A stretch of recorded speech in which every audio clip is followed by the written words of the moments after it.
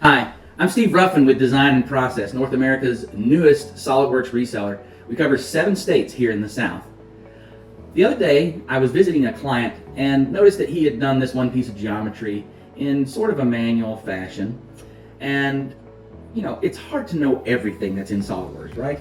I mean, it's been around for decades now, and it's constantly being improved every year, especially even this year with SolidWorks 2023. And we want you to take a good look at the online offerings as well, which allow some high-end simulation capabilities that you just can't get on the desktop today.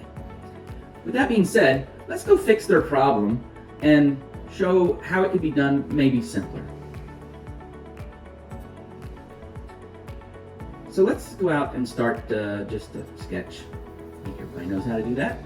And just throw that out there. We'll throw a dimension on here. Make this 9, I guess, and we're just going to extrude this thing out and go the other direction. Okay, so this was basically like a plate that he had. Let's make sure we had that at 1/8 of an inch. Okay, so let's go ahead and make that. That would be a checkbox.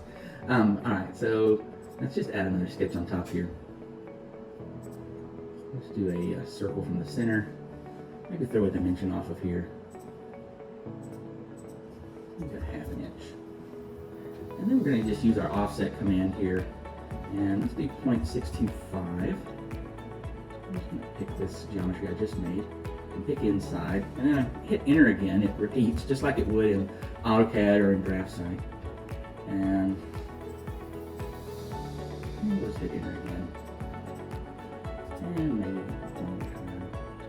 And then let's do one more just here in the center. We'll just make the offset this time again at 0.625 again.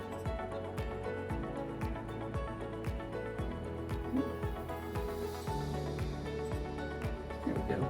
Now let's add some spars around here, or some ribs. And I'm just going to put a straight line in here. And let's just run this in a circular pattern because it's kind of like almost like a fan shroud or a fan cover, I guess. And we'll put 5 in here and put OK.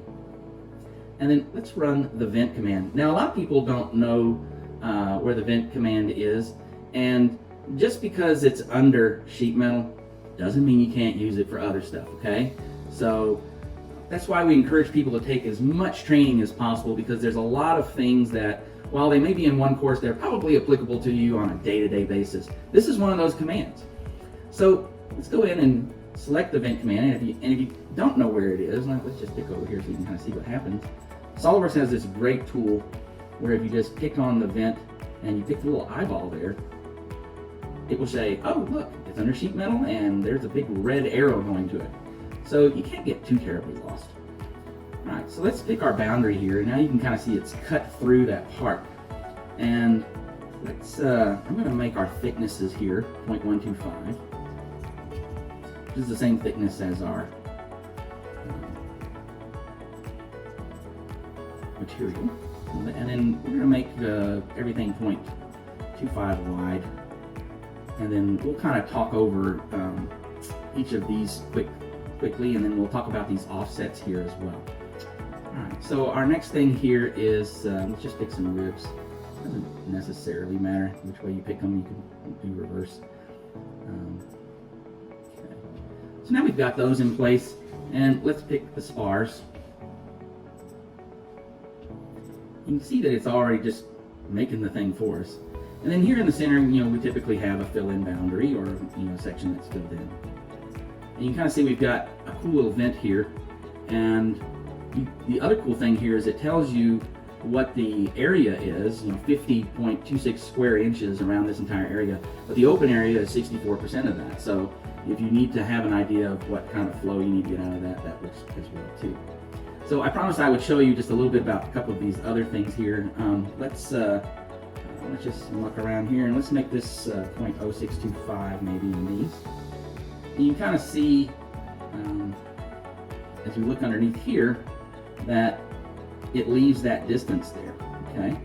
Now, one of the other things that we can do is an offset. So let's offset these by 0.125. And you can see it actually puts these parts on top of here. Now, obviously, for a sheet metal part like this one is not probably a good idea to do that unless you're going to weld a whole bunch of these things together, and I can't even imagine anyone loving you for that out on the shop floor. So let's put this back like it was, and let's change this back to 0.125. And then I guess the only other thing I didn't really show you is the width here. So if we make this half, you can see that those get thinner as well, right? So let's put that back to, and if you get crazy, you can always just, you know, hover over it and wait a half a second, and you'll get the right information as well. So now, one of the things we want to do here is maybe add a radius in here. Your machine guys really love it when you just have like totally square things on there, and they go like, "Do you really need this that way?" So you can kind of see we've got that going, but because of the way I made these, the spacing on there with the 0.25. So remember, we're taking off 1/8 of an inch on either side, so that leaves us with a ½ inch, right? So 0.75 minus 0.125, 0.125 leaves us 0.5. So we really want to have kind of a full round on here, so let's just put in 0.5. Steve, what happened? Oh my gosh. Okay, so this is just one of those weird things that happens because of math, okay? So don't ever freak out too much about this. This does this in every Boolean geometry-based system on the planet, which is, last time I checked, all of them. So here's what you need to do on this. All we've got to do is just trick the formula that's utilized here right now and make this just slightly smaller. So we can make this I meant to say this was 0.25. I'm sorry about that. 0.25. But if we want to, we can just go 0.2499, right? And voila. So now we've got just kind of a nice thing there. And if you'll notice, it updated our open area. It reduced because we put that radius on there, right? So it gives you some idea of what you need to do there. And then we hit the checkbox, and bada bing, bada boom, we're done. Now, obviously, it took me a while to show you all of that and explain all of the features, but it can be done so super quickly. As a matter of fact, let's come in here and let's modify this sketch, and let's do something a little more exotic. He says exotic, not that. We don't want that arc. We just want these lines. Okay. And let's just delete those. And I'm getting a little box over here that says confirm delete. I'll just say yes to all. Now let's put like a spline in here, something cosmic. Okay, maybe it's not cosmic, but you know what I mean. Alright, so let's put that in. Looks good to me. Alright, and obviously we could dimension that and all of that, but it's not really the purpose of this video. And let's do like, yeah, that's probably a little much. Let's do 5. Okay. Now, this is when bad things happen to good people. They go, oh my gosh, it's red. Bad things have happened. Usually it's always the thing that's red with a big X on it. And it tells you it can't make these because of this reason there's some missing components. So we're just going to edit the feature.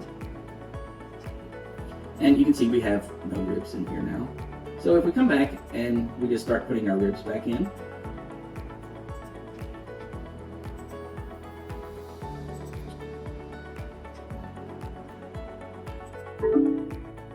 you can see we've got kind of a nice, clean